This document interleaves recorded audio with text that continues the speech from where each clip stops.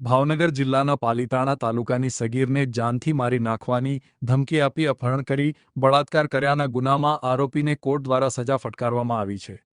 Palitana town police સ્ટેશનમાં સગીરના પિતાએ વર્ષ 2024માં રવિભાઈ શાંતિભાઈ સરવૈયા નામના યુવાન સામે તેમની સગીર દીકરીને જાનથી મારી નાખવાની ધમકી આપી બળાત્કાર ગુજાર્યો હોવાની ફરિયાદ નોંધાવ્યા બાદ પોલીસે આરોપીને ઝડપી લીધા પછી કોર્ટમાં કેસ ચાલી જતા કોર્ટે 10 વર્ષની સજા ફટકારી છે।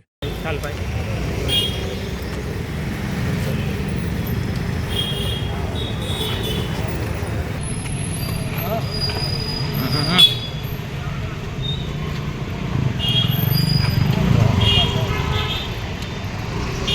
ઉભો રહે છે।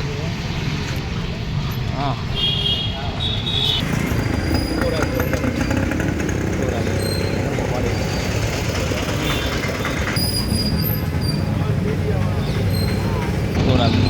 પપ્પા